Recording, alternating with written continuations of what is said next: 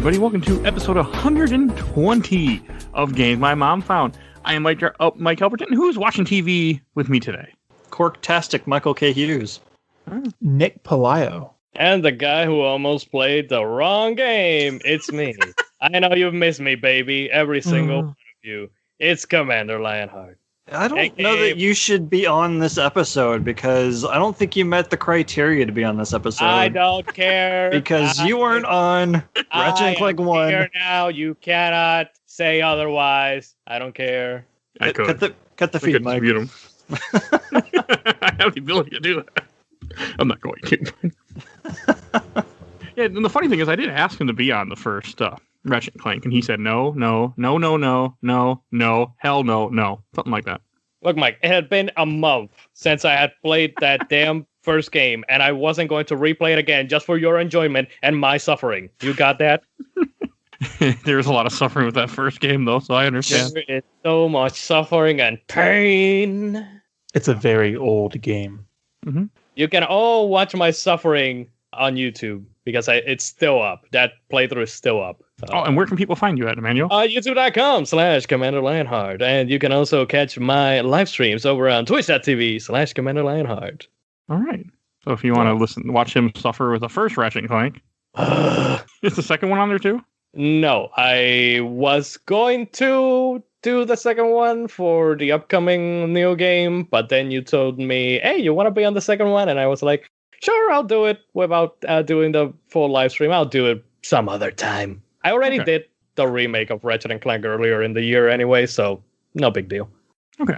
It's not super great either. And Mike, this was your pick. What? Why don't you see what we're talking about? We were playing Ratchet & Clank Going Commando, unless you live in Australia or some of the European countries where it's Ratchet & Clank 2 locked and loaded because apparently Going Commando is a little too risque for them. Yeah. Or if you live in Puerto Rico, it's Star Wars Republic Commando. God damn it, Mike. Oh. So when I told Emanuel we were playing, you were talking, he's like a week before this episode, he's like, yeah, I got it on Steam. I'm like, what? It's on Steam? Yeah, all the Star Wars games are on Steam. I'm like, wait a second, no, Going Commando, Ratchet & Clank. He's like, oh. Yeah. So hey, you would have played a great game, though. Probably a better game. I was like, wait, haven't they done already Star Wars Republic Commando? Maybe they're redoing it again, revisiting or something. I don't know. And then, no, it's Ratchet & Clank. Oh, that Commando. So not Suburban Commando, not Arnold Schwarzenegger Commando. Yeah, Commando for the NES. Commando, not Commando. It's Going Commando. Sure, let's get naked. I mean, I don't know. That is the term. That is the term for Going Commando, right? Yes, it is. No underwear. Wearing pants but no underwear. You're basically freeballing, man. Exactly. My first reference to Going Commando, ever hearing that as a sexual reference, was in a Friends episode when Jennifer Aniston and Rachel says to Ross, "I'm going commando." That's the first time I ever heard that term. For your comment or knowledge that no one asked for. That's a pretty good joke for Friends. It's always stuck with me after all these years. I was younger watching Friends than I probably should have been. Did not get a lot of the sex references and everything, but yeah. So. Let's be fair, we all watched a lot of things that just flew over our heads as kids. So. Like this game, Going Commando. I did not know that until I was a grown man. So did we say? Did we say it was made by who? Made by everything? No. Insomniac Games came out in 2003. Yes. Oh, and then before we go too far, before we dive into the game, I should say one thing. I do want to mention that I will have, normally I don't do this, but I have a link in the show notes for a friend of ours, Helene, a friend of the show, has a GoFundMe that's going on because she's in need of medical issues and things. So I will have a link in the show notes if you can help her out or not. Just share it. You'll see it in the show notes. But definitely help her out. She's been on the show 4 or 5 times, something like that. Several. So, yeah, something like that. But yeah, she's in real need of help because of a situation that you will see. And if you go, it'll be in the show notes and be in a link in the episode. All right. I want to make sure I got that out there. I told her I was going to. Then we started talking about Going Commando. My brain was going elsewhere. But all right. So this game surprised me a lot. So Mike picked this, and I did not enjoy the first one. You can hear in the previous episode. But this one grabbed me. It's kind of the same game. It's the same jump action, platform shooter, get different weapons, but RPG elements. Exactly. That's the main difference with Ratchet & Clank 2, is that they added RPG elements, which as much destruction as you cause, you gain more experience for your life and for your weapons, something that wasn't in the original Ratchet & Clank. And which is why I actually consider this game where the franchise, I always say, Ratchet & Clank 1, it's the rock from where it started, but Ratchet & Clank 2 is where it actually, that's where it shaped the series as a whole, or at least most of it, with the exception of spin-offs. Yeah. Yeah, this was a my lot of first growing Ratchet and pains. Clank. But Where you say, Nick? This was my first Ratchet and Clank. Same. Oh, okay. This was actually my first Ratchet & Clank as well. I didn't play the worst one until I was very much older. What is the worst one? the first one. The first one? I mean, I thought All for Future One is might have been the kinda worst one. God, It's playable. it's playable, but I don't know if I want to say it's the worst one because I have played All for One. No, All for One is playable. the first one is hard to go back to. Yeah, I don't know, maybe. But yeah, this was actually the first Ratchet & Clank game that I played when I was a kid, back in middle school. And then for 6 or 7 years until I got a PS3, it wasn't that I played other Ratchet & Clank games, which I actually went from Going Commando, which is this one, to Tools of Destruction, which was the first PS3 game. And I think that I also played A Crack in Time, and then is when I played the original Ratchet & Clank, this game again, over 10 years ago, and then Up Your Arsenal. And now I've played this one again, 10 years later, basically. So you saved the best for last. Yes. Yep. Can confirm. I have a very unpopular opinion. Up Your Arsenal is good, but it does not rank highly on my list. Okay. I don't think we could be friends again. anymore. Well, okay. I do want to give this caveat because after listening to the completionist latest episode of Donkey Kong 64, he did express that growing up, you sometimes your opinions kind of change even with games that you have played so many times before, and I think that that's starting to happen with me with certain games that I am revisiting, specifically if I did not play them in so many years. I think that it happened last year when we played Dragon Ball Z Legacy of Goku 2, because I went into that game expecting, this is going to be a great time again, just like I remember it as a kid, and then replaying it last year, there were definitely a lot of frustrations and things that I just did not stand anymore as I did as a kid. I didn't have the exact same patience. And this game, Going Commando, is going to be one of those, just like Ratchet & Clank 1, where I don't think I have the same funness as I once used to. And maybe if I play Up Your Arsenal again, 10 years later, for a second time, maybe I'll have a better opinion of that game now than I did back then. Or maybe I'll have a worse opinion. I don't know. It all depends on when you actually play a game, I guess. Don't worry, you'll get to. I watched his video, speaking of the completionist, I watched the one he did on this back in January, and he's talking about how he just couldn't stop playing it. He just wanted to keep playing this game and getting everything, which of course he does. And I had the opposite opinion when I was playing it last week, is I could not wait for this effing game to end. Yeah. Because good God. I don't know about you, but it definitely felt like a longer game that I remembered. Oh yeah, easily. Like it needed to be 20 to 30% shorter. I don't know why, and I'm getting ahead of myself, but once you get to the desert planet, and you who is revealed, I thought that I was 75% done with the game, and I was I looked at the clock and it was 3 hours, and I was damn, I'm blasting through this damn game. And no, there was still 7 more hours of fucking game left, and I was wait a minute, I don't remember this. All the planets started to come back to me, but I was I remember the pacing of this not going like this. I remember going through this a little bit faster. I don't know. More just we were younger, and time is so much different now. That is a very interesting point that you say, because 10 years ago, I was not employed. I was in college, and I didn't have this massive collection of video games and backlog that I have now. So back then, the few games that I did have, I could just beat them in 1, 2, 3 weeks, do them slowly because, I didn't have anything else back then. I didn't have this massive backlog of games that I've accumulated, as opposed to this week where I was like, okay, I'll just like play a little bit today, a little bit today, a little bit today, or something like that. I think that I just played like 3 hours on Wednesday, with starting it off, and then I was like nothing on Thursday.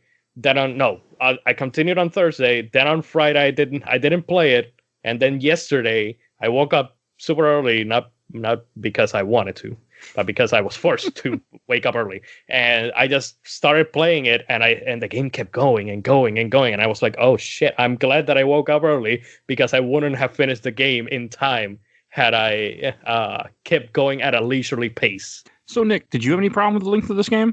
Oh no, I love this game. This game's great. I'm kind of in that camp, but I'm at the same time this game did feel long to me because I've been a week ahead and I'm no longer a week ahead thanks to this game. So screw you, Ratchet Clank. But it was fun. I'm kind of thinking I was enjoying it. Other than the super freaking busy, I was having so much fun. There were parts in this game where I wanted to take my controller and throw it out the window, and I wanted to look up how to look up cheats on this game and cheat because I actually played this game with very few save states. I listened to you, Mike. I actually played. I took the deaths. I came back and I just kept shooting. Mm-hmm.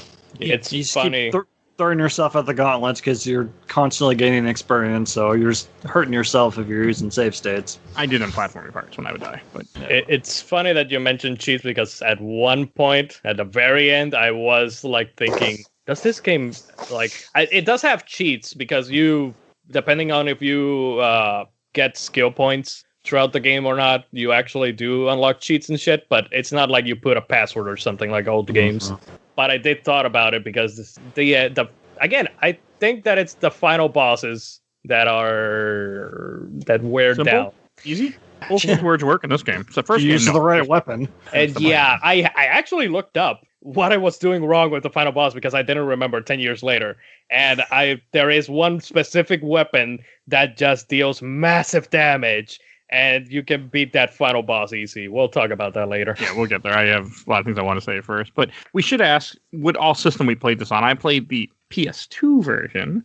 What about you, Nick? I played the PS3 version. I don't have a PS2 anymore, but it ran horribly on my PS3. Really? Yeah, I don't know what happened, but anytime I would... there's a rocket launcher gun, but I could fire a particular gun and my frame rate would just crawl. Huh. Might be your HDD or something, because I had to repair my PS3 so that it worked flawlessly, and it was that. It's the drive. Maybe. It's probably the drive, yeah. Yeah, but I couldn't put this game down. It was amazing. Everything I say should be taken with a grain of salt. I look at this game with rose-colored glasses that are an inch thick. This was the very first PlayStation 2 game I ever owned, and it was so amazing to go back to this game and realize just how far games have come. Because it's not a very good game, but I very much love it. No, I disagree there. I think it is a good game. It's just there are parts of it that have not aged well. Oh yeah, that's not. I mean, the platforming is great. The shooting and the way you fight enemies, great. The fact that you kill enemies, you get bolts, which is money. You level up. Should mention that something that they added in this game that wasn't in the previous game is the strafe. Yep. Now you can hold L2 or R2 to strafe, and it is just makes a world of a difference. If you play without strafe, the game is a lot harder, by the way, I found out. Because I kept forgetting you could strafe until way late in the game. You can play with strafe, and the game's still difficult because the controls are not made to be a third-person shooter. They're made to be a platformer first and foremost, and when it's pulls you out of jumping around on platforms and stuff, and you're in combat, it's good luck. So wait, Mike, you're telling me you didn't use the wrench 75% of the time? What? What? I thought that's what you're supposed to play. That's how I play. Why would you do that? Because I don't want to use the ammo. I was saving it. God damn it, Mike! You're supposed to. I did use the guns. I maxed out a couple guns. You're supposed to upgrade the weapons, Mike. You're supposed to get them more powerful so that you can make your life easier, man. I did upgrade a few. I got a few upgraded, but I didn't upgrade nearly as many as I probably should have, and I didn't get all of them either. But I did keep all of them. upgrade. I was missing a good chunk. Now, I didn't buy all of the weapons, but I did have a significant amount of them. Also, I played it on the PS3. Although I do have the PS2 copy, I have all of the Ratchet and Clank games physically, with the exception of Quest for Booty, which did not get a physical US release.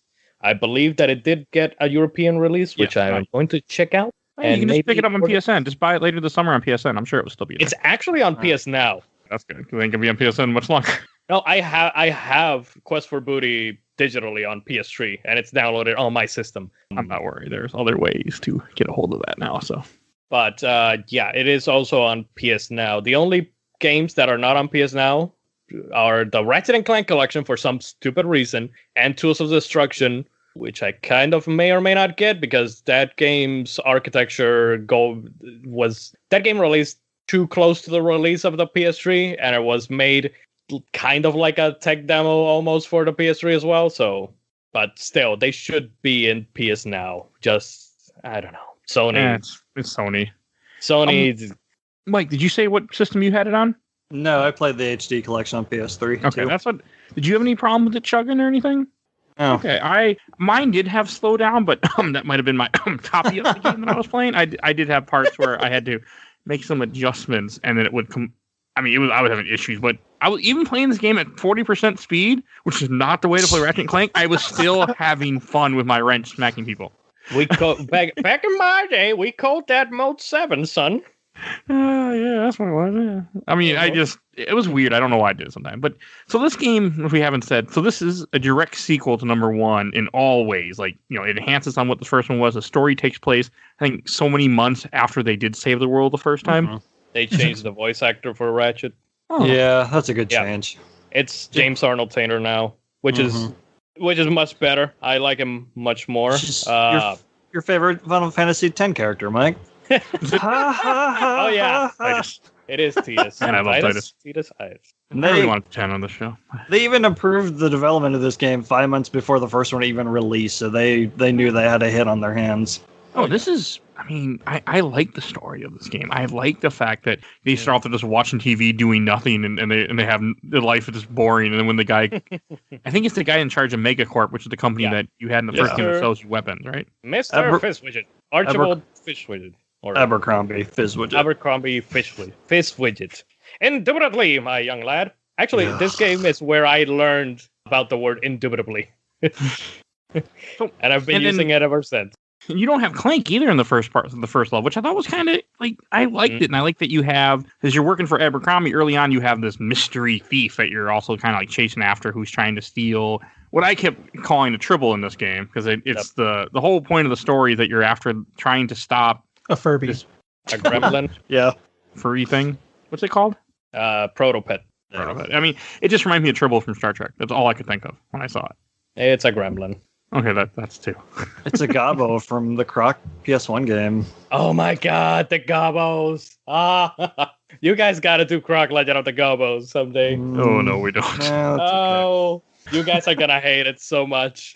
That really makes me want to put a game on the show. Nothing like, I'm gonna hate this. Well, let's play it. All right. So I didn't give a shit about the story. Like, I love story in games, but all I want to do, I just want to keep killing things. I was having so much fun just running through the game, gunning. The levels I think are very vast as you travel through planets in the game. Like I felt like they're very different. I mean, even though yes, you are running the buildings a lot and just running through a futuristic world, but still it's so much fun. Yeah. I mean, yeah. I mean, I did use guns most of the time. I mean, I used probably the wrench most of the time, but I did use the guns a lot. I would try to level them up, but I would get to the point where I would either use up more ammo, or if I got close to an enemy, I would just beat them with the wrench because I could, even though the game would hurt me when I decided not to play the way the game wanted me to play and use weapons. I mean, it's kind of having like a strategy. You know, there are certain enemies that just take up either one shot or with a gun or with the wrench. So you have to like think, okay, this enemy with like the balls that had the blades on them, usually they go down with one hit with the wrench. So spare your ammo and use the wrench with them. So you can use the guns or the weapons on longer range enemies. You know, it's about having a strategy, I guess. Yeah, it very much is. And I also like the fact that like Quark is mentioned in the beginning of this game as the fallen hero from the first game. And I had forgotten a lot about Quark. I just remember he tries to kill you in the first game and he's bad and beat his ass. Captain Quark is the worst character in the series. You can say what? Captain Quark is the best character in the series. Yes. No. He is the only one who has like personality outside of Clank. He has character He's a robot. development. You need to play up your arsenal and moving forward the other game for his character development, man. Come on. Oh, after I rage quit this at one point, I started Up Your Arsenal. And I finally did go back and finish this one, but I've been playing the crap out of that game this weekend, and it's so much better than this one in every way. Listen, man. Space. It's huge. So huge, in fact, that if you lost your car keys, you would never find them. That is a quote for Captain Quark in A Crack in Time. Look at Why is it when you said space and all my brain went with space? We're in space. That's where my brain went just now. But, all right, reference to so, I mean, this game, like I thought was cool that it makes fun of Quark in the beginning. It brings him up, but then it kind of like you don't really hear about him much anymore in this for most of this game. Like once in a little, there's a couple points where he's brought up throughout the story, but they mostly don't. He's not around. Yeah. It's almost like there's a reason. Until the game goes full Arkham Knight. Okay, that was good. Yeah. I as a kid that was so fucking good to me. that whole reveal. We'll talk about. I actually didn't play this game. Like I had the volume off a lot for this game. I don't know why. I just I like stories in game, but I just didn't give a shit about the story in the game. Not that it's not good. It was interesting. I just didn't care. I'm just like, you know what? I get to kill things. I get to have fun. I don't give a shit. I mean, like there really isn't much to the story in this game, anyways. Mike, like, I mean, Wiki has 4 paragraphs. Ratchet and Clank have to save the universe again. There, I fixed it. Yeah, I like when they capture Clank too, and they have him strapped down to a table. Oh my god, that was very James Bond-ish. Yeah, it was. Like, cool. God, which one was it? Goldfinger? Yeah, Goldfinger. Goldfinger, where you expect me to talk? No, I expect you to die.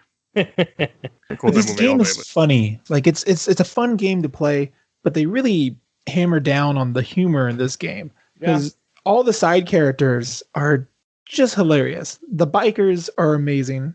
Wait, no, is it the sand people? Thugs for less. Yeah, Thugs for Less. Oh, incredible. Even the masked villain, like all the scenes with the masked villain, they don't make anybody to seem evil. They make people seem incompetent. Yeah. And it's like you're just kind of trudging through this game. It's like, oh, you're succeeding here, and you're only succeeding through mistakes. And it's just funny. All the flavor intelligent. Everyone you're going against is making mistake after mistake after mistake. Like the Thugs for Less not Fizzwich, it's the person, the thief. The masked thief is the one that hires Thugs for Less, correct? Yeah. The first time, yeah. Okay, God, Thugs for Less are they're like big ogre-like guys, but they're so stupid. But they're wonderful. So charming and wholesome. I love how at one point they arrest you and take you to their prison. They show you an advertisement what the prison is going to be like when they're, I knew you're going there.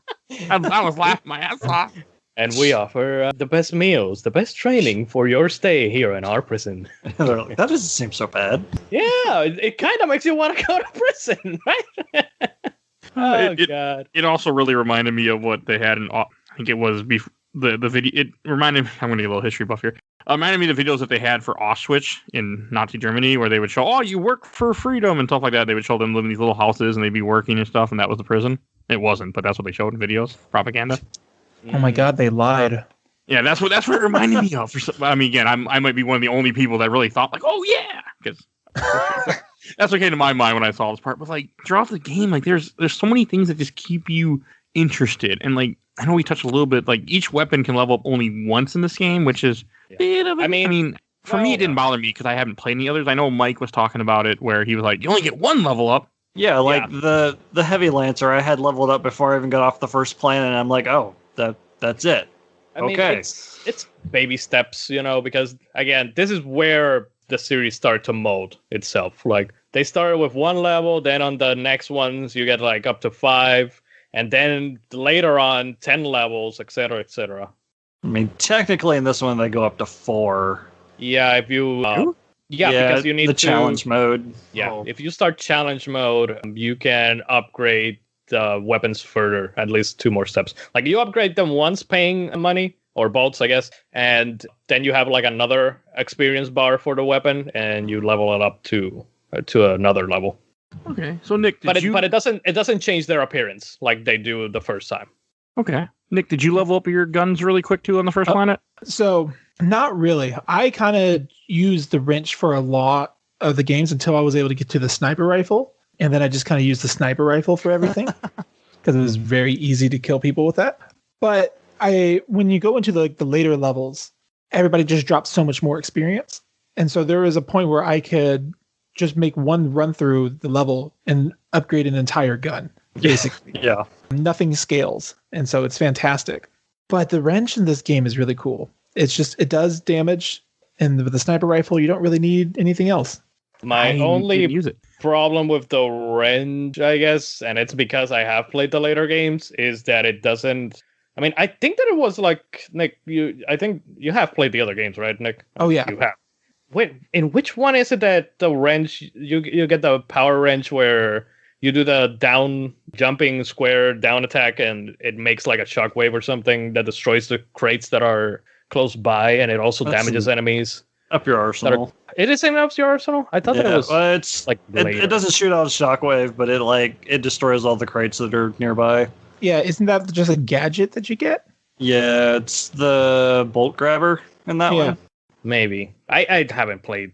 I have outside of Ratchet Clank 2016, which I had played in 2016 and again this year, I have not played. And now going Commando this year. And Ratchet Clank last year. Anyways, aside from those, I have not played. Oh, and Ratchet Clank Deadlock. Never mind. You're trying to say you played the entire series but had no recollection of it happening. Yeah, there's... Okay. Mike, I have played, with the exception of Size Matters and Secret Agent Clank, I have played all the other games, so they all jumble at some point. You start mistaking one thing that happens in one and for the other. Oh, you reminded me about Clank. That's something I also want to mention. Like early on when you go get Clank, he's at his apartment, and you get to have a level with him. I actually enjoyed running around with him where you get the different robots. You get a bridge builder. You get a big, strong robot at one point. Like those are some cool parts, I thought. Mm-hmm. It's kind of like Pikmin style where you command them to do different things. Yeah. Oh, the little servo bots are super cool. Yeah, it is absolutely Pikmin. I mean, they reminded me of the little yellow Serbots from Mega Man Legends. Oh, yeah. I know what you're saying. I liked it. I actually, this one thing about this game, it has a lot of variety to it, too, which you should talk about. I mean, some might say a little too much variety. So, Mike, why don't you talk about what the levels are? So, God, where do you even start with this? So the game is a platformer shooter, which is already a hybrid, and then they throw in hover bike racing, which is just complete garbage. The best part of the game. Oh my God. Can we mute Nick for the... I could replay those levels over and over and lose. No. Because I did. Them? Oh, man, it was great. Fantastic. Grain of salt in my voice. He's being sarcastic. Okay. But I will say that I think that just by a little margin, I do think that these hover bike races are better than the hover bike segments of Jak and Daxter, the Precursor Legacy. I do not like those. My dog shit is better than my shit when they're both. They're both bad. But tomato. You gotta scale them, rank them. Like those driving levels in Sly Cooper. Remember those? Yeah, those are really good. I'd rather race in Ratchet Clank going Commando than race in that damn Sly Cooper game. I'd rather do the Conker's Bad Fur Day race, and that thing's garbage too. I have never played Conker's Bad Fur Day, so I cannot talk about that one. But in the case of Sly Cooper and Ratchet Clank, I would take the Ratchet Clank race. Ratchet Clank going Commando race. And so it's not like Mario Kart where you stand a chance, like no matter what you're doing. You have to continuously get the boost power-ups or else you're just going to fall behind. But then again, if you remember in Ratchet Clank 1, there were the hoverboard race too. And you also had to do the exact same thing. And in Spyro 3, you also do the exact same thing in a fucking jet-propelled skateboard. So it's kind of like Insomniac just retreading the same thing, where they want to do us racing in their game, and I don't think that they should. No. Shoehorned racing in games is like my biggest pet peeve, and I hate that every open world game feels like they need races in it just to add more content. You can blame GTA for that. Yeah, well, at least they have cars. It makes sense. Yeah. We have to appeal to the NASCAR demographic. And you got to put hover bike races that blow up and you can shoot missiles out of them, because that's what NASCAR fans want. Well, let's play Twisted Metal then. But Sony doesn't want that franchise to keep going. Yeah, well. Yeah, there I don't want that franchise to keep going. 2013? I played the 2013 game and I didn't like that game, so I don't care. I like the design of Sweet Tooth, but aside from that, I don't. Well, Mike, what is one of the other ones that you really, really enjoy too? Oh, you talking about Giant Clank? Ooh, Giant Clank was. Oh, Which God. was the point that made me rage quit one night.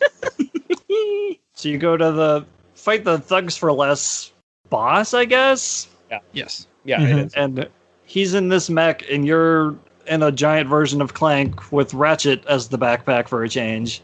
And it just saps your health if you don't know what you're doing. Like, I was completely dead, and I had the guy down maybe a third of his life. It's like, what just happened?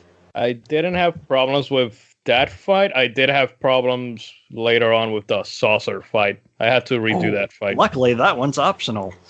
I skipped it. Yeah, absolutely. I didn't remember what was optional and what wasn't, so I was just kind of doing everything in planets. So that's also why it took me time to beat the game. When I got rate is also yeah, optional. Exactly. Yeah, when I got to these parts that I absolutely hated, I looked up to see if they were mandatory or not. The first race and the first bot fight are second tier optional.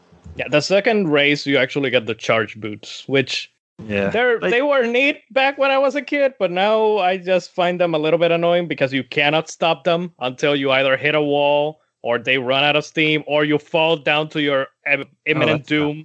That's not fun. 3 fixes that. Oh, so Nick, they what also- do you think of the big mech stuff? I love Clank. Clank is a great character.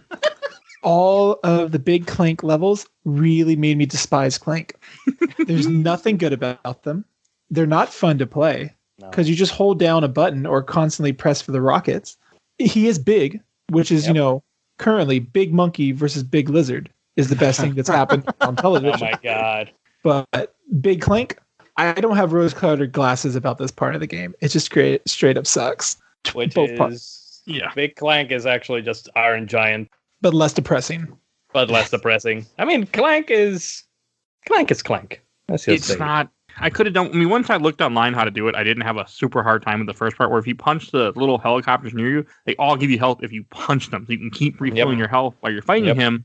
Is the second one way late in the end of the game that I didn't bother to do because Mike told me not. I didn't have to, so I was like, I tried it once. I got him down to half my health before he massacred me because he just the way the game was. And I'm like, I'm done.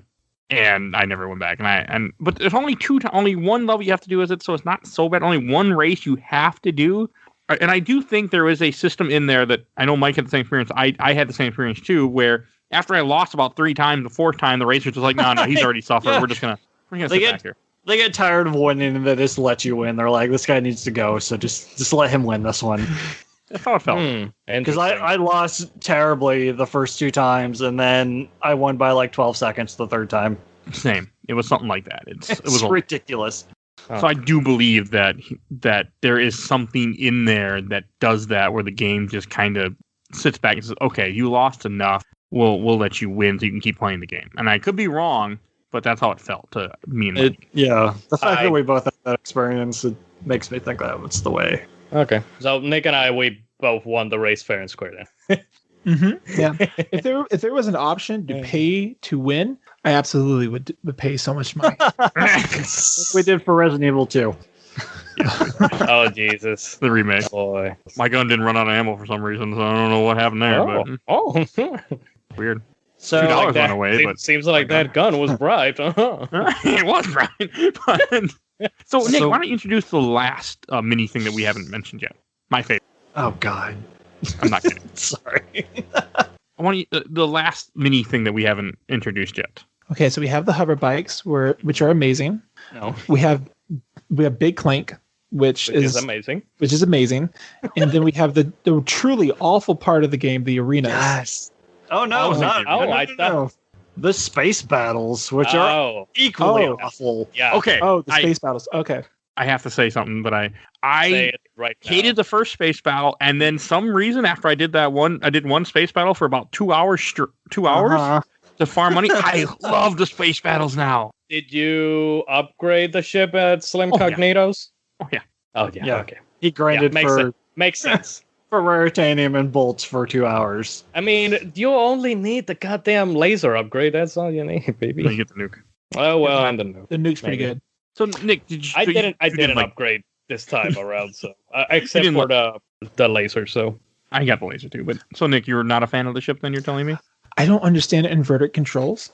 Yeah, they're bad. And so my mind just can't do it. there were inverted controls. I think if you go pull the analog stick down, your ship goes up. You mean that's not how you play Space? So- Space. Yeah, I'm a it's- normal person. It's worth mentioning that the main game is inverted by default too. Mm-hmm. Yes, it is. Both axes. Mhm. Yeah, but you can change it in the settings because Yeah, I those you cannot. can change, but the ship you Look. can't. When it comes to camera, I need it to be normal. Up is up, left is left, down is down, right is right. When it comes to ships, I'm kind of too used now to up is down and down is up. So I'm still bad at that. I don't know what it is. My hands can't do it. I'm getting very old. like And maybe my hands can't maybe it's because I have played Kingdom Hearts like 100 times, and those space battles gummy are ship. also like that. Yeah, the gummy ship battles are also like that. So, which by the way, these space battles kind of reminded me of the gummy ship, but the gummy ship is on rails. This one, you actually have to like go out and seek the targets and shit. So. That's where I have issues. Like I said in the Robotech episode, when it comes to space battles, I have zero spatial awareness. Like, I have no idea where anything is when I have complete free roam of where the camera's facing. It's like, no clue. Space battles are pretty cool, though. They actually make space battles really great. I was hoping that maybe in like the Star Wars Squadrons game or something, they would make it more, or not. Which game was it? It wasn't Squadrons. I think it was Kingdom Hearts 3, where I was hoping that they would take a page from A Crack in Time, because they have like an open world, not open world, but open space, I guess, exploration with the ship, and that's how you traverse worlds instead of just selecting them on a map in A Crack in Time. And in that game, it works 10 times better than in most space fighter games that I've played. PS3 though. Yeah, I That's know. many years later. I know. And so that's why I say that they perfected the craft. I Literally actually enjoyed perfected the the craft. space. I thought it was terrible at first, and then after I subjected myself to hours and hours of it, I actually got really into it, and I got really good at it. It is terrible at first because you are not. The ship is not at its full potential. You're not abusing exploits to make it better. So one thing about the ship battles I do like is that if you keep sucking at the ship battle, at least the second one and onward, you do get raritanium that you can then use to upgrade your ship and just back out and do that. So that is nice. Where and one thing about the game, even if you die, whether you're in the ship or whether you're running around platforming and shooting, you get all the experience, all the bolts that you collect, that you keep. It isn't just game over or anything like that. Yep. Really? That's wonderful. Yeah. That's why I kept playing this game. That's why I really enjoyed this game, because losing never really felt like a loss, except for the time when I died to fall.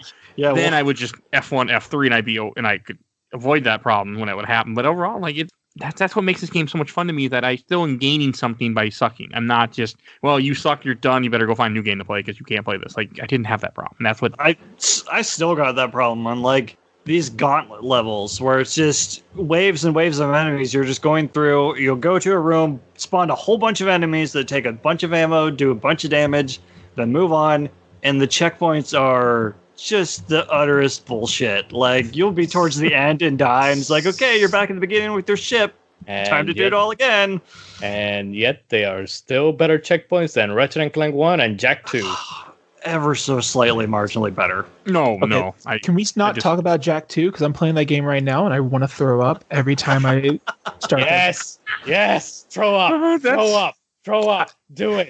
I just played the first Jak game for the first time in like 15 years, and it was amazing. Loved it. Yes.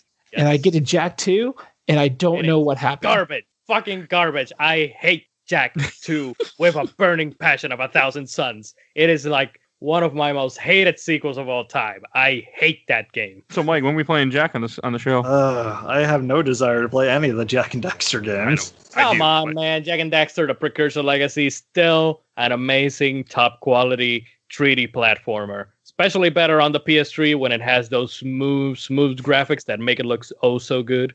Because the PS4 version, unfortunately, is a PS2 emulation. and not the 3D, not the PS3 HD collection version. So with Ratchet and Clank going Commando, if we go back there. Ratchet and Clank, put it on the Switch. I mean, on the PS4. As the game progresses, one thing I do like. Is this the only time until recently that we see another whatever Ratchet is? Lombax? Yeah. No, the PS3 games are more about his backstory. Yeah, Okay. Did they have the commander who was like another Lombax? Yeah. Okay. I thought that was cool when finally the thief ends up taking off her mask, which she kept reminding me of the thief from Mass Effect 2 for some reason. And it ends up being a Lomax. She's way taller than Clank, though. Lombax, not Lomax. On the hand, I don't care. I didn't. The volume had already been turned off at that point. Like I played this game with headphones, but the headphones were plugged in my computer and not in my ears. So Of course. I just didn't. I didn't care. I had a blast, but I didn't need to hear any of it. I mean, I didn't care. You can read, Mike. Yeah, I it just read has everything. subtitles. If you put the subtitles on, you can read. I play every single game with subtitles. I watch every single show with subtitles. I just do. That's how I absorb content. I mean, that's how you got to do it when you're an old man. I also edit at the same time I watch TV, so that's part of the problem. I just get to hear my voice in my ears while I'm watching TV, so not the way to watch TV. But so anyone else surprised when they saw that she was a Lombox? Lombax. As a kid, yes, I guess, because I wasn't expecting. When you're a kid, you're just expecting, oh, this is the bad guy, and they'll be the bad guy for the rest of the game, and shit and whatnot. So It's the best reveal in this game. yeah. No. We'll get there. I was thrown for a loop. I was like, oh, cool, because for some reason in my brain I thought, aren't the Lombox extinct? Well, no, technically. Okay, I thought they were almost extinct. No. I'm gonna get ahead of the Ratchet and Clank games, but in the future series, which is the PS3 games, they explained that they got transported to a different, very far away galaxy that Ratchet cannot reach. But apparently Ratchet was left behind for some reason, and Angela for some reason, which is never explained. They actually never go into detail of how the hell Angela is in this galaxy. And, they have never even make it a big deal that she is another Lombax. Is she a Lombax? Technically, she is a Lombax, I believe. I think. I don't know. It's like they didn't plan that far ahead. Unless they weren't playing that far ahead with the story. Unless they retcon it and saying that she's not. No, she's a Lombax. What else they are? But the only Lombaxes in this galaxy universe, whatever you want to call it, are Ratchet, Angela, and General Asimov, which is a character in Crack in Time, which is the best Ratchet and Clank game. Just pointed it out there. Okay. All right. And I like how they're so stupid throughout this game. Like, neither Ratchet or Clank can figure out that Abercrombie Fizzwidget is bad. Like, there's at one part, he's like, oh, thank you for giving me this. And he's pretty much setting you up to get killed throughout the game. And they have no idea anything going on. There's one part where he crushes your ship and you give him the proto-pet. And they're like, oh, he parked in the wrong spot. Well, I wouldn't say that was an accident. I wouldn't say that they're dumb. It's just that they're naive, I guess. Like, I don't know. They also ejects you out of his ship at one point. Yeah, I like that. That was also an accident. It was? Yes. Oh, I'm very happy. Says. Okay. He does say like oops, but like shit's intentional. I had no idea Abercrombie Fizzwidget was Quark. I was a very dumb child. It really was a big shock to me. I didn't remember it at all, and then I'm like, oh, okay, that's dumb. Yeah. And then as a 28-year-old, it was also a big shock to me again because I forgot. I really liked it. It's such a great reveal. I was also shocked. They've been hinting you with Quark the entire game. Oh, he's not in the game. He's just a rejected hero. He did this. He screwed up here. He did that. Nobody knows where he is. Nobody knows where he's gone. And then suddenly, there you go. There he is. It was Mephisto all along. I mean, Quark. I really like the fact that Quark was Fizzwidget. And I'm 33, and I was like, wow, that's kind of cool. Dumb, but kind of cool. I think I was just ready for the game to be done too at that point. Because they kept telling you they don't know where Quark is. And I was like, well, man, I hope we find Quark one day. And then he's just been there the entire time. And I was like, wow, I do love the commercials for the Protopet, though. Oh They're like, God. look at this great pet. The kid's like, no, get away from me. Look, he's your best friend. No, get him away. And start biting him. Like, Graphics exploding in the your background. bestest friend. The humor in this game is on point the entire way through. This whole series is based around humor. It's just that is almost like the driving force in a way of this series until they get serious. So one question. So Mike, what did you think of the bosses in this game?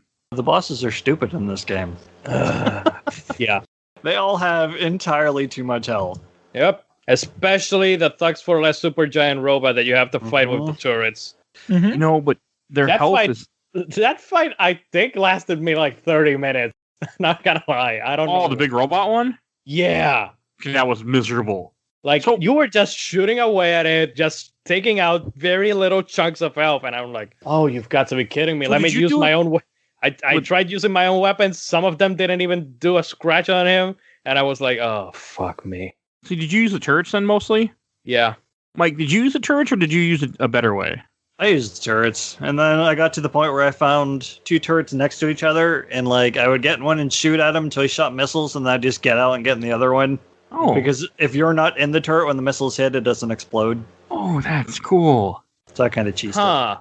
It was only those turrets? Because there were a bunch of times where he threw missiles at me, and they still destroyed the turret, even when I wasn't in it. I don't know. Maybe it's because they were off screen. Huh. Yeah, that probably was it because it was off screen. I bet. Okay, Yeah, that would maybe have made it a lot better. Yeah, that would have been way useful. That whole Having to planet's- run around that whole place trying to find a goddamn turret to fire. So Nick, did you have any problem with that boss? No, but I am realizing now that people find cheats or like glitches for this game. I think I'm just bad at playing video games because I just kind of beat my head on it. But I will agree that the bosses are too much health sponges. I actually disagree in this game. Oh, I like, besides the big tall giant, he's miserable. I actually enjoyed, want to say every other boss fight in this game. I didn't think they had a lot of health, but not too much health. To the point where, like in the first game, where I wanted to break the game, I didn't have it physically, so it wasn't. I thought they were good. I can't believe I'm saying that, but I had no problem with them, other than that one. That one. I was too long. halfway agree with you if it's the bosses in the arena.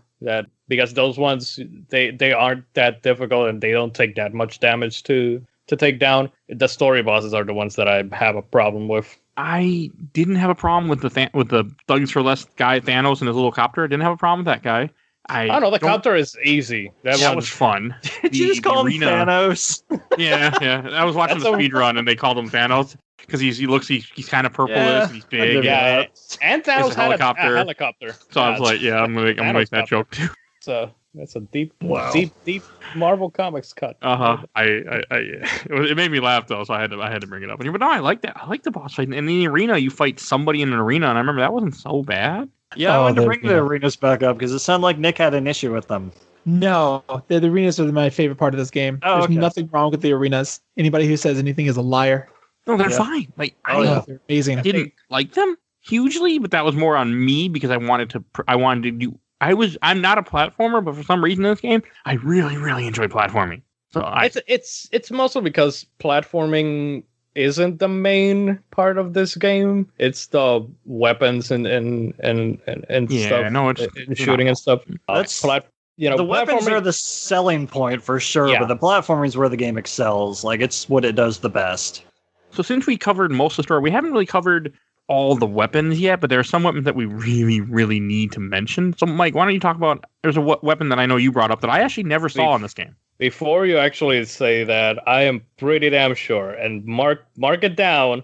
When we get to the comments from the people outside of this podcast, somebody is gonna ask, "Oh, what's your guy's favorite weapon?" They didn't. I was going to bring They it up didn't? if they did. I'm shocked. That's where I'm going to with this. Okay. Are you referring to the Sheepinator? Oh, Yes, which I never saw. Sheepinator. Yeah, it's the Megacore factory or something. You have to go one of the alternate paths to get it. Yep. Yeah. Okay. Yeah, and it's a just bunch of puzzles and shit, and you Yeah. get the Sheepinator. and it's just you fire out a concentrated beam and you hold it on an enemy and it turns him into a sheep. And if you upgrade it, they turn into a black sheep and they explode. Yep, that's pretty great. Cool. And it has infinite ammo, by the way. Yeah, Oh, that's It's cool a- too. It's a beam. It's and a- it doesn't Go for it. expend energy or anything. I really like the little nuke grenade launcher that you had. The early in the bouncer? game. I unfortunately stuck with a couple guns for the three-fourths of the game, which I shouldn't have. I didn't have the bouncer, unfortunately, or the Tesla. He's talking about the gravity bomb that upgrades Yeah. to the mini nuke. The first thing you start with. Well, Okay. I only okay. used the first 4 guns until Mike said you need to stop doing that before I started 'cause farming. You're going to be screwing yourself later in the game. It was without at that variety. There is a very important weapon. Well, quote unquote weapon. It's actually more defensive, but it also acts as like a weapon later on, which is the shield. If you upgrade the shield, it actually like shoots electricity, and you can actually take way more damage with that thing before it goes away. I was trying. I never got it leveled up. Yeah, But I tried to use it too, but I couldn't be bothered with it. I ended up Bouncer. leveling up because I was so Bouncer, tired of that yes. stupid final boss that I was like, I'm gonna level this shit up. Easy. You just have to talk to Mike before you do it, and then he tells you what to do, and it's great. Like the bouncer is like, Yep. Get So the Mike bouncer. is Slim Cognito. Ah, Get the acid mod, and it just decimates the last boss. you don't need the That's acid mod. all you need.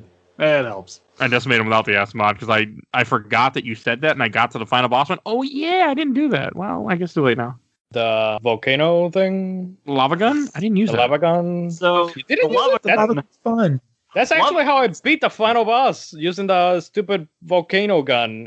Once I upgraded it, I had to look up because I was using literally every other weapon that I had gotten, and they did damage, but I was starting to get low on ammo until I saw that video where he beat the fucking boss in like 2 minutes with the volcano gun, and I was like, God damn it! I should have been doing this 30 hours ago. So the lava gun is kind of a huge disappointment because the lava gun itself, it just sprays a stream of lava, which is awesome. And then when it upgrades, it turns into the meteor gun and shoots chunks of rock, and it just seems like such a downgrade. It is down. It's a downgrade. It's a horrible. It's a downgrade, but for the final boss, it's an upgrade because if you have the lock on, which is pressing both L2 and R2, you can log on to the final boss and just keep shooting at it infinitely until you run out of ammo. So Nick, did you have a favorite weapon?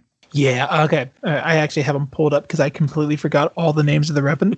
So the seeker gun was really, really cool. Yes. That was just really fun. But really, I love the sniper rifle because I think headshots actually worked in this game. If you did shoot certain enemies in the head, they did do more damage. And so you could, with the sniper rifle, you can just one-shot a whole bunch of enemies in the game. But the secret gun was really cool because, like someone was saying, the game's not designed as a shooter. It's designed as a platformer.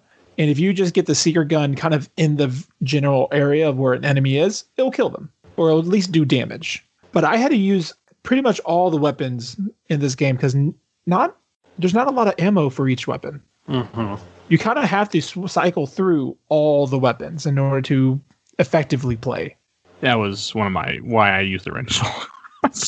Part of how up your arsenal improves because every time it levels up through the 5 levels, you get more ammo too. That's cool. Yeah. I actually tried to put guns away after I leveled them up because of that weird little kink in my head. Like, oh no, you leveled up, now use a different gun. That's not a good idea, by the way, either. Don't do that. And I do that actually, like, and it's not because it's a different gun. It's just because I want to upgrade all of the weapons. Like that part of me in every single Ratchet and Clank game where I just spend all the time leveling up weapons, and then once I've leveled them up, if I just switch to another one so that I can keep leveling up more weapons. It's like it's a very fun and interesting way to keep the game going, especially later games when you get more levels and more guns and better guns. It's I think my definitely the problem main with draw it for me. was just the weapons that you have. Some of them just don't work as well after a while. Like I like my power to weapons. They were more powerful. Like that, the little nuclear grenade thing you start with was really powerful for a long time until it just wasn't anymore. Yeah. Like It wasn't- Same thing with the heavy lancer. It starts off Oh, yeah, that was really good too. really powerful. Then when you get to the end, you need to shoot the fucking robot so many times that you're like, okay, clearly this isn't the weapon. That's what broke me. That's how I was with the chopper that evolves into the multi-star. Like you shoot it and then it seeks out enemies, but by like halfway through the game, everything takes so many hits, it just wasn't worth it anymore. It looks so Yeah. cool when you have little stars bouncing everywhere. Oh yeah, what's the name of that's a reference to a movie. Which one is it? Crawl, right? That is a movie, yeah. Scroll the Conqueror. I got nothing. I don't know. All right, well, the other thing that I do want to touch on is that we had any favorite planets. We should touch on that too. I really like the desert planet for some reason that you crash on. You have to go look for crystals. I was having a great time on that planet, and I don't know why, but that was my favorite planet in this game. Well, that's a good thing because they carry that through the rest of the series. Okay. There's always Tatooine. There's always 100 crystals to go out and find. Yeah, Actually, this game does it twice. It does. Yeah. And not successful. Oh, Yep. God, there's fucking Yetis. Those Yetis suck ass. Those Yetis are the bane of my existence. Goddamn. Great for weapon experience, though. That's where I was leveling up weapons. Oh, I yeah. should have did that. I was running out of time. I just got there last night, and I'm like, I gotta beat this game. So I did not have time to do that. I do think that I'm going to point out something that I think that I skipped on earlier on when I was talking about the game. You know, since I was doing this for the review, because you could technically say that I had an embargo for this review. Back 10 years ago, I didn't play games for that. I played them again because it was the games that I had, and it was all on my time. Yes, when I wasn't an old man and shit. But now I was doing it because, you know, I need to do it for the podcast and I need to do it in a certain amount of time. So I guess that also like lowered my excitement for when I was playing the game after that desert planet, I guess, because I was like, oh, I'm going through this very fast. And then it was like, oh God, this is taking too long. Yeah, keep that in mind as well when with me talking about this game. Like, I still like the game, but it has like diminished because of what I just had to do, which was almost speedrun it. It's the same for me on streams though, because the first Ratchet and Clank, when I played it, I was also like, I need to finish this because what I wanted to do, and which I've gone away from now because I'm trying to do longer games on stream. I used to just, okay, I'm starting Ratchet and Clank, let's say the first week of September, and by the last week of September, I need to be finished with this game. No matter what, I need to do streams and beat it by then. And since I only do like 2, maximum 3-hour streams, because it's uncomfortable to be sitting in this fucking chair for too long. And I bought a new chair and it's still uncomfortable. I need to do exercise because I think that maybe that's the problem. But yeah, because I have like that pressure of I need to beat this game in record time, or not record time, but you know, in a certain amount of time. I think that diminishes my enjoyment of some of these games that I do either on stream or for the podcast. You know, it's especially games that I'm revisiting. I know what you mean. I've gone through that a few times with games where it's just part of what we're doing. Yeah, exactly. It's just part of what we do. So, Mike, did you have a favorite planet? I kind of liked the Megacorp factory because that's where you get the Therminator, which was a pretty cool gadget that freezes and thaws out water. It makes for some interesting puzzles. Those were fun when you get the free stuff. It's not the... you said the Megacorp factory? I think one of those. It's the Gadgetron... The Gadgetron place, the Gadgetron factory place, which actually a very interesting part of that world is that there are some of the old weapons from the first game in that world, and you can buy them. Mm-hmm. Or if you have save data from the first game, you actually get them all for free. Okay. Like the Tesla Claw, the Decoy Glove, I think was the other one. There were a few that I remember that you could get if you had, and this is the only games that do this.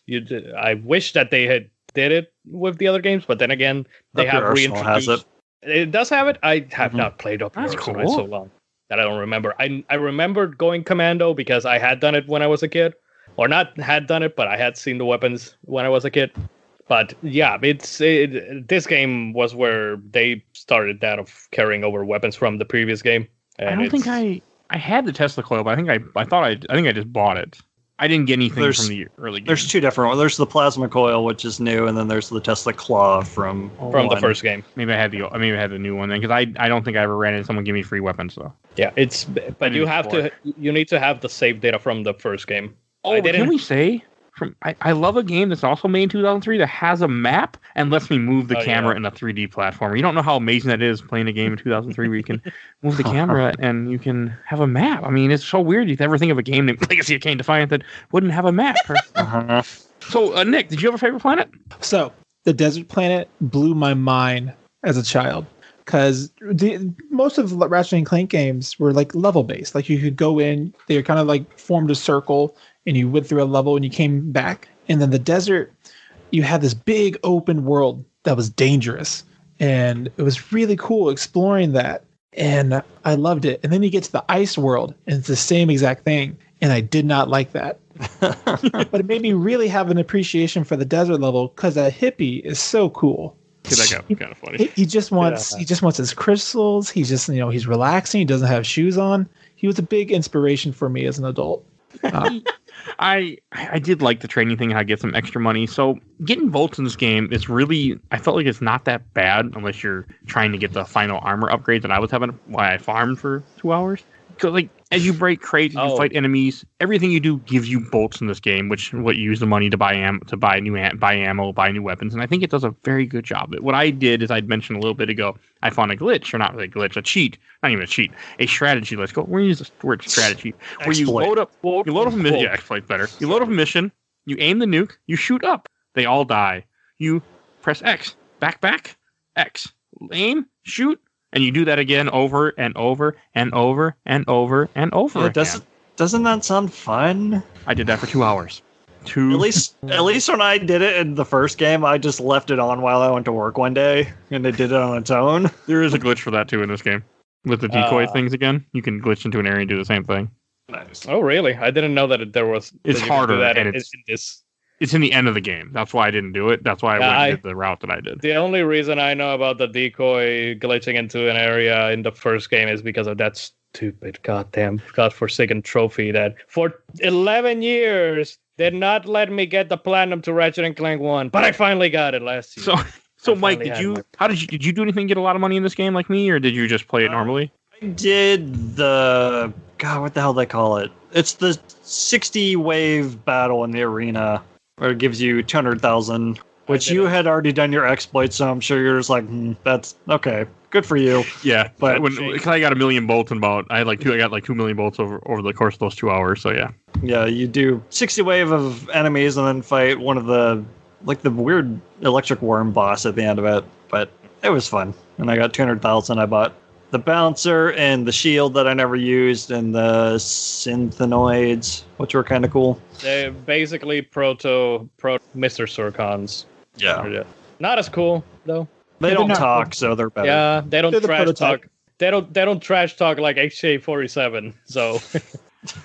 Okay, and one thing we should mention is we've been talking about with the story, like the final boss in this game is the Protopet, because the whole thing with Quark is he ends up screwing everything up. His whole plan was to take the Protopet, release it on the world. You see one world as being just ravaged by the Protopet, and he was then going to kill the original one and save the world. But unfortunately, when he tries to kill it, he ends up making it turn into a giant gremlin because he must have fed it after midnight and put it in water. And you have to do this fight that we were talking about, the final boss fight. And if you did the way that I did, so Mike did it the best way, where he got the weapon upgraded, got the acid mod, and he wiped the floor with the thing from the sound of it.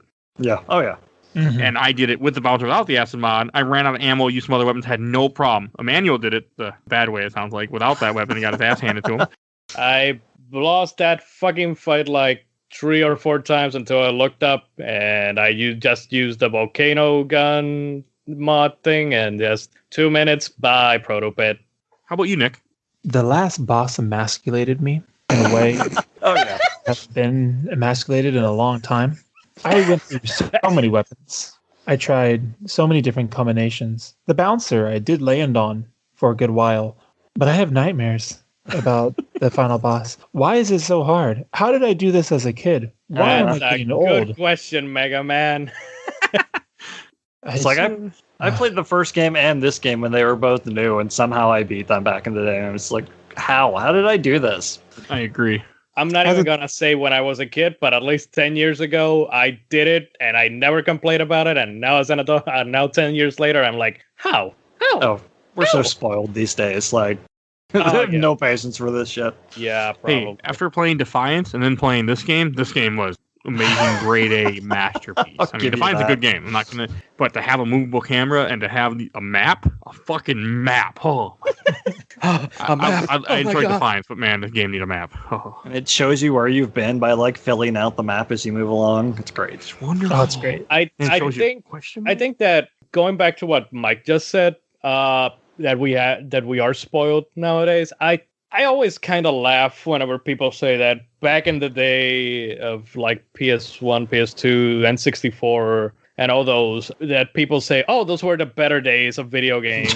and there is, I kind of understand because there was a little bit of more creative freedom, I guess. Like markets weren't super saturated with the exact same title every single time. Or, I mean, well, back in the day, 3D platformers were the ones who were like coping up all of the marketplace.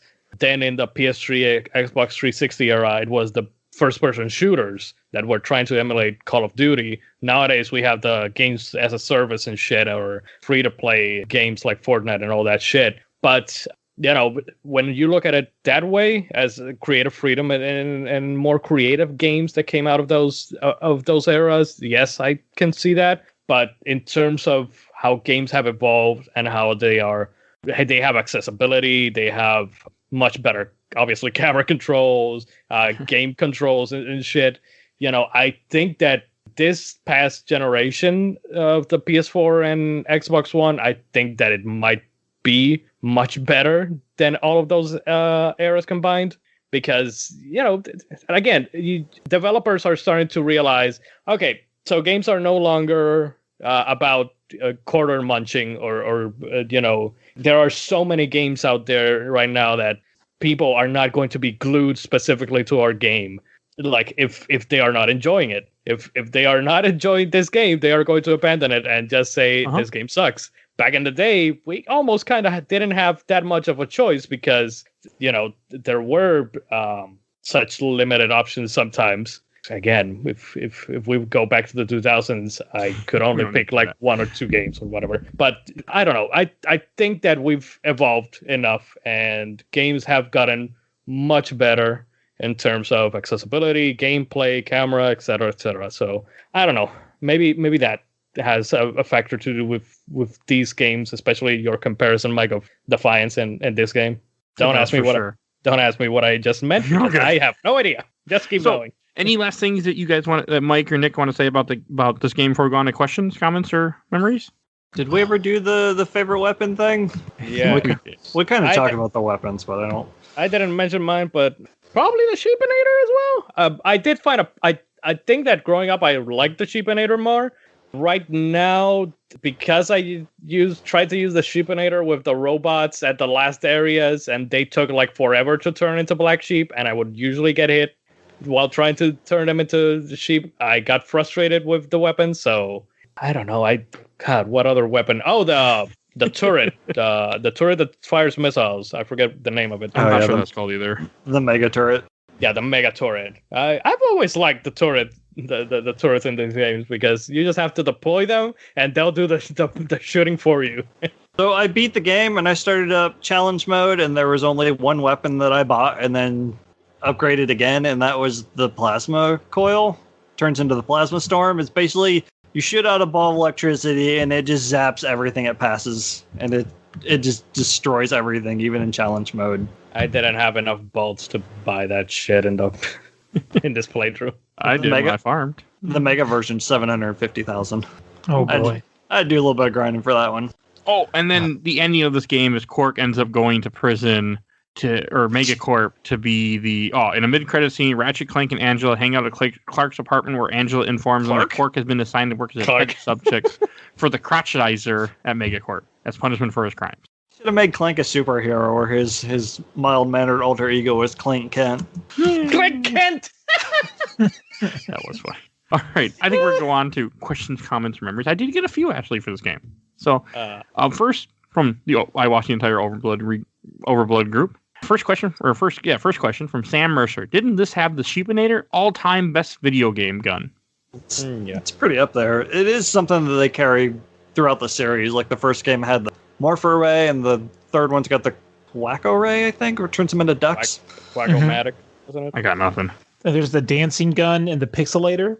Uh-huh. What? Yeah, the pixel. The Groovatron, Yeah.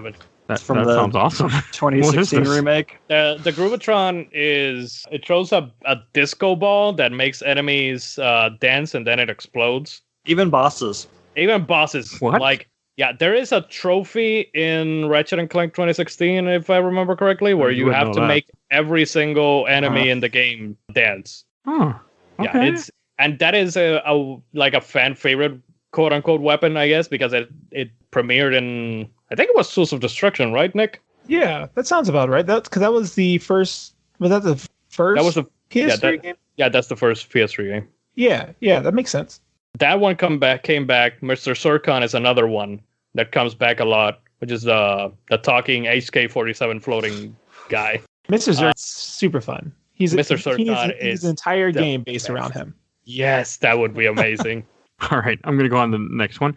From Zach Harris. Well, it's one hell of a good sequel, that's for sure. They improved upon everything. Ratchet wasn't unbearably like the first game. They got James Arnold Taylor, Titus and FFX, to replace the original voice actor for Ratchet, and he's done his voice ever since. Introduced RPG elements like weapons and health upgrades, the incredibly badass and rewarding arena, cooler looking planets, less difficult than the first game, but still pretty difficult overall. So yeah, I mean, I agree with all that. It's the epitome of what a sequel should be. Right. Yes. And then they just took it one step further with Up Your Arsenal, Uh-huh. and you have this.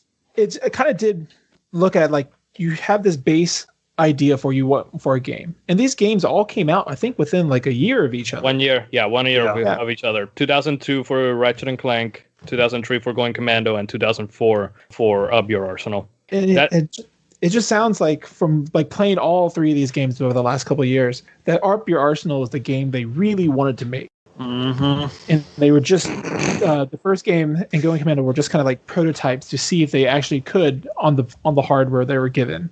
And then when you get to the PlayStation 3 and beyond, they're not as special or as unique, in my opinion. They kind of repeat the formula a little bit. Mm-hmm. But Going Commando, it just does everything you would want a sequel to do. And it's incredible. Yeah, The Mike, thing you had a with- good comment for this. Oh yeah, how the first game was like the shitty beta, and this game was like the Early original access. game that it's not great, and then Up Your Arsenal is the actual sequel that makes everything better. And then there's Deadlock, whatever the hell that is. But yeah. Deadlock is the Deadlock is underground really dog. good. It is an amazing game. It is so damn good. Yeah, I played Okay, it for the we'll have first to do time it then last year, eventually. and it actually is really good because It is a shame it is not on current consoles because Yeah. boy, It's on PC. Basically, If you want to play it on PC. basically, it was like Halo, but third person instead of first person. You have my attention, sir. Yeah, you have an Arnold Schwarzenegger character, which is great. Okay, it might end up on the show. I mean, we're going to do 3 at some point, not next season. I know not next season, but it's coming. All right, so a few more I'm going to read from Aaron Corwell. I remember getting the series out of order as a kid and playing them backwards. I loved Up Your Arsenal, but the older I get, I find myself going back to Going Commando more often. The fourth planet with the old factory and the biker gang is still super nostalgic for me. From Andrew Burns. I played it for the first time a couple of years ago. I think it was a mistake to play it after Up Your Arsenal, since that one is better in every way. But Going Commando did a lot for the series, especially in terms of tightening up the mechanics and introducing the RPG mechanics to the Arsenal. This is why I've always been like this guy that just tries to play games in order of release, because you sometimes if you play one game and then you go back to playing an older game of that same series, you're going to find yourself going like this one's not as good, even though people say it's better than this one. And that's kind of what has happened with me with Up Your Arsenal. Because again, I played these way out of order. Ratchet and Clank 2, then Tools of Destruction, then A Crack in Time, and then went back to play 1 and 3. So again, don't do that. Don't. Oh, here's a good one from Trent Foreman. Is one of the best PS2 games. Period. Trenty boy. And Let me remind you that Trent What's is here to argue? This is a factual statement. Let me remind you that Trent Foreman defends Ratchet and Clank 1 and Crash Bandicoot 1 with all his soul. That's just did they ever make a good Crash game? Mike I played the first three, and I'm still waiting for that good one. You with my The racing Keyblade. game's pretty good. Okay. Mike There is Albertin that, yeah. will hit you with my Keyblade if you don't shut up. Yeah, I you don't want- have one. Talk about games that don't age well. Try to go back and play Kingdom Hearts 1. I Kingdom literally Hearts did a 1 full is a playthrough of it. masterpiece of a game. There's nothing wrong with that game. I literally did a full playthrough of it, Mike. Go watch it. Nick, you need to get new prescriptions on your rose-tinted glasses, man. Kingdom Hearts 2 is an inferior game. Kingdom Hearts 1 Wow. will stand as one of the best RPGs for the PlayStation 2 ever made. Keep reading the All comments. right, from Ronald J. Fraser. I just finished playing this for the first time since playing as a kid. Thought the game got insanely difficult as a kid, though I still hold as an adult. Yes. Okay. I think Here's actually I should read this last one from this group. From Cade Gronlund. It was called Locked and Loaded in PAL territories, like we said earlier. My friend's dad came over to hang out with my dad, and he brought a copy. They had so I could give it a go. Eventually, I got it myself and upgraded every weapon, got the best armor, did basically everything you could do in the game, and most of all, I remember being so hilariously difficult. One of my best childhood memory games. Okay, this game's not that too bad. God, why is it that as kids we don't see these things as that difficult, and once we're adults, they're fucking hard? Why? And from the Ratchet and Clank fans, I got a few. From Borgen Ross, Going Commando is my favorite, mostly due to having the best planets and a great plot. Also, Angela was a great side character. But There's a good fun one. thing, well, not fun thing, but Angela has never come back in the series. Oh, she hasn't? That's too bad. No. She's voiced by Dexter's mom. You can get in Ratchet and Clank like holo cards of different weapons and characters throughout the series, and you see her holo card, but she has not come back in any of the games. Oh, here's one for Mike. From Ezra Ramos. This game is my least favorite out of the first three. I don't know if I'd go that far. I know Yeah. you would, but it reminded me. This is an opinion. From Courtney Thiel, it's one of the best. I love it. A great variety of different worlds to explore and blow shit up. Best device, take your time and explore every area. There's always something interesting, and once you get the map, it'll help you navigate more to secret areas, which I never but got. you- There's some item that lets you No, show. that's the mapper's what you get for the second robot fight. Oh, that I gave up on? Okay. Yeah. Yeah. Did And- we talk about how the map, that if you go through it, it actually marks where you go through the map? How come that's not in more Manual. games? Wait, what?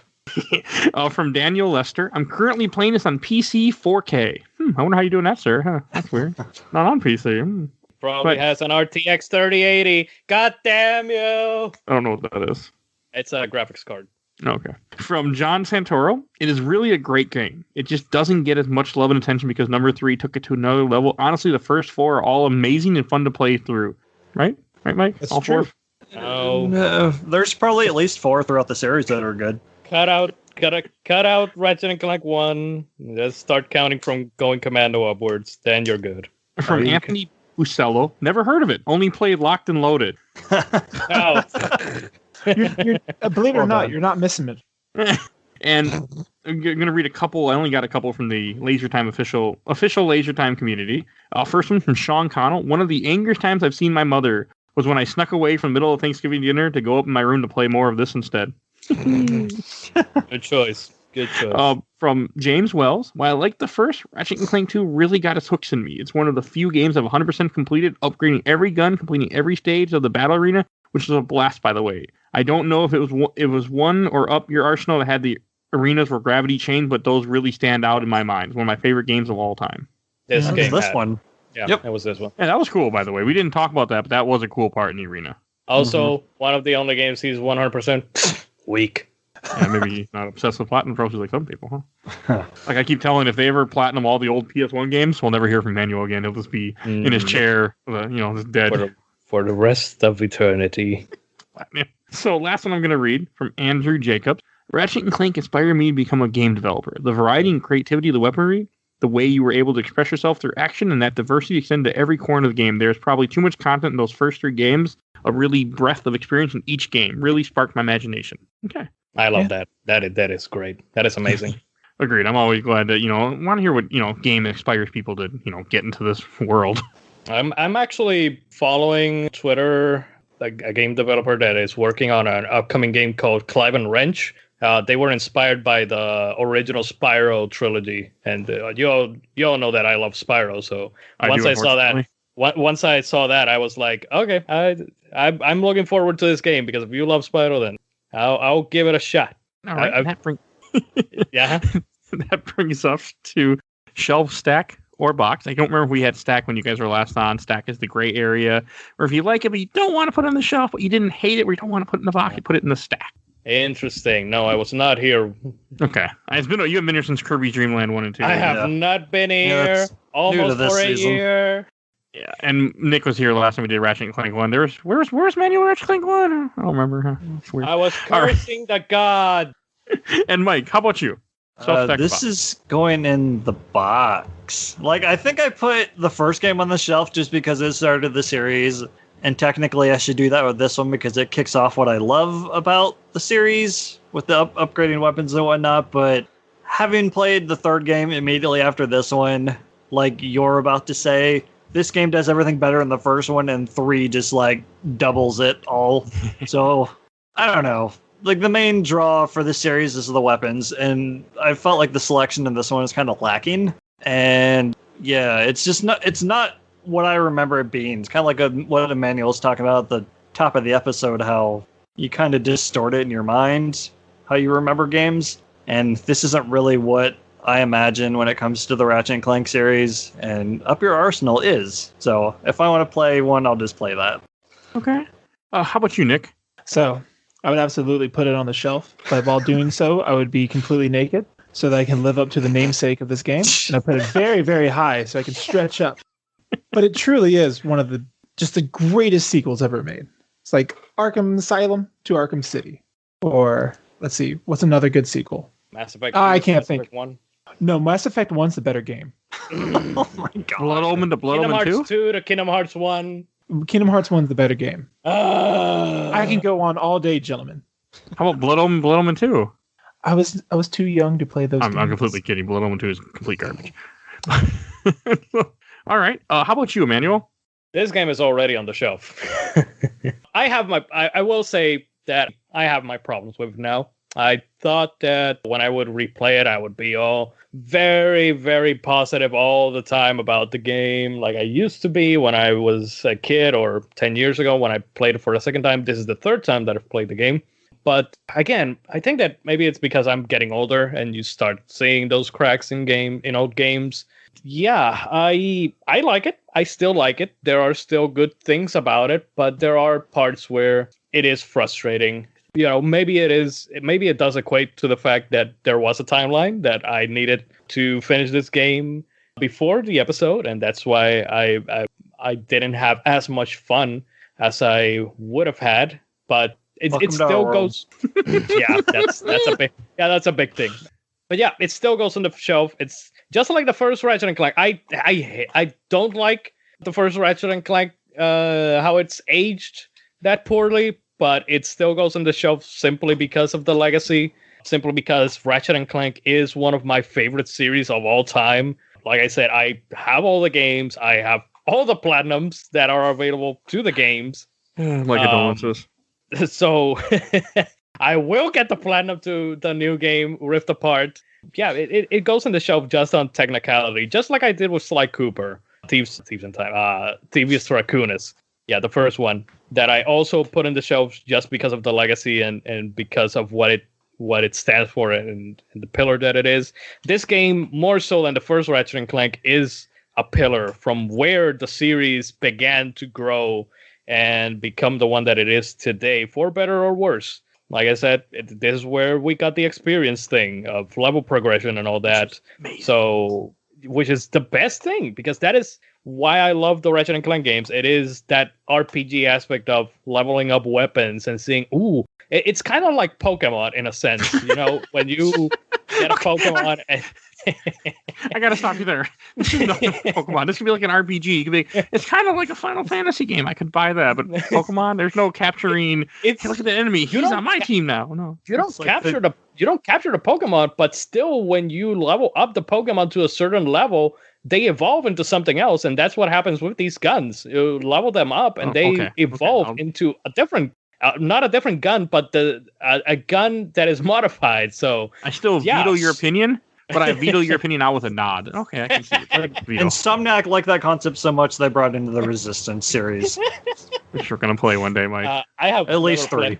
I have never played the Resistance 1, 2, and 3 game. by the way. So yeah, and this is actually, the level progression thing. Also, now that Mike mentions it, this is something that has carried over to other Insomnia games like Resistance. I haven't played it. So I don't know. Sunset Resistance Overdrive, 3, I believe. Mike said. Sunset Overdrive, I think that may have something like this, and even Spider-Man games.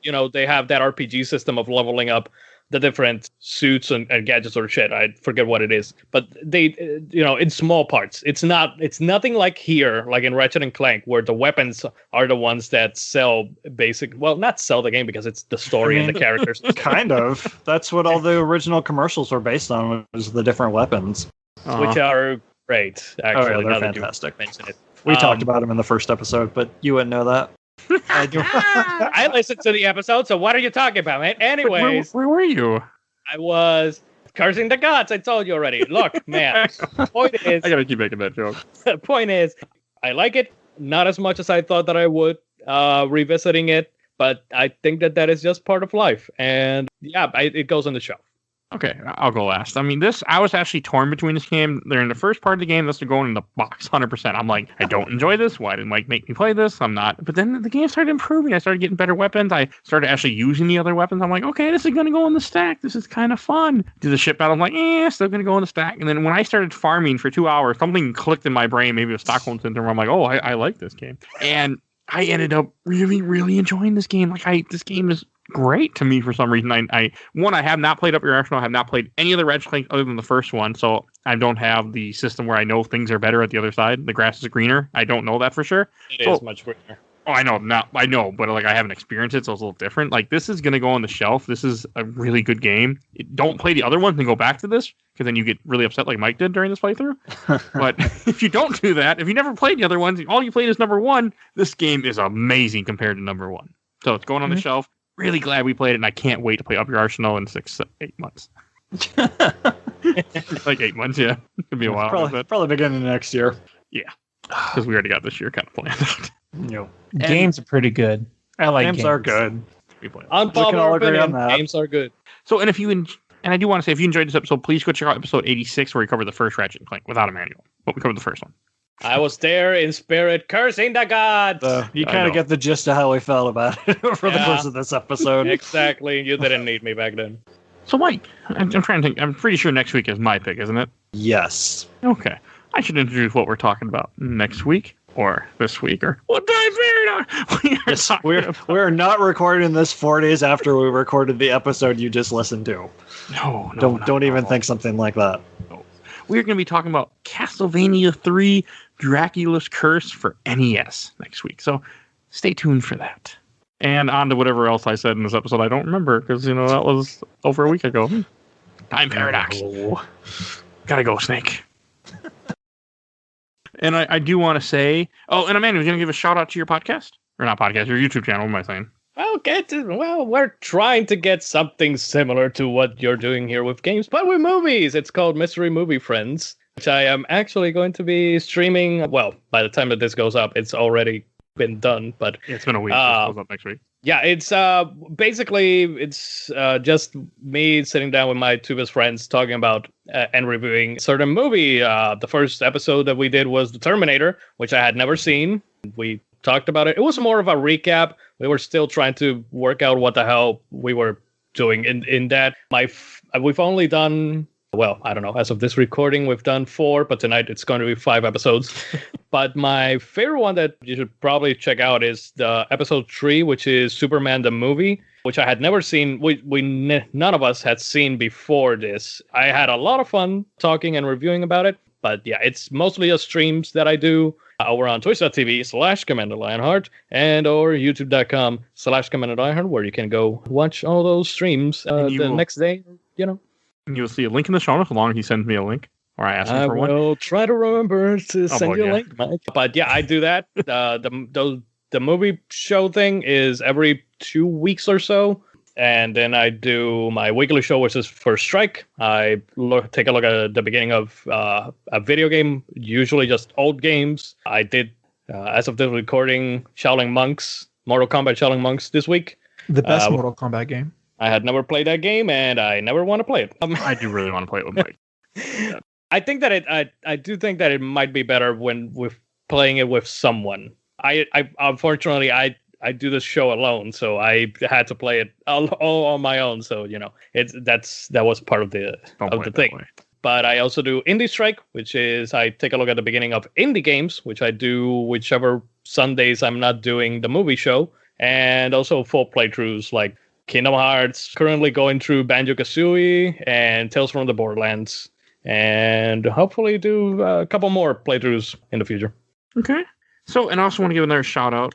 Well, not really shout out, but I also want, if you can help, I will be linking the GoFundMe for Helena, who's been on the show a few times. If you can't help out, just share it, get it out there. It does help her out. The whole list of why she needs it it will be in the link if you click on it. So definitely go take a look at that. You will see it in the show notes. And I want to thank everyone for listening. I want to thank Mike and Emanuel and Nick for coming on for this episode of talking about Ratchet Clank Going Commando.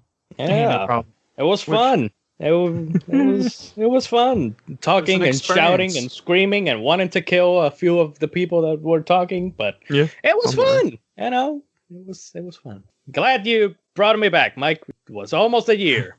Yeah, it's been a while, actually. Kirby Dreamland was not it's been a long time. So definitely check those out. Want to give a shout out to her awesome intro and outro, courtesy of Bubby, aka Mike Tony from the CP Bite the Bullet, Song to Cool Kid Squad. You will see a link in the show notes to his YouTube channel. Go subscribe. Give him that Game My Mom thumb bump, as I said he has once before when I was talking about his amount of subscribers. Check that out. And please, if you enjoyed this episode, go check out all our other episodes. We do games, we do comics, we're going through the MCU, and we're getting near the end of Phase 3. We're getting there.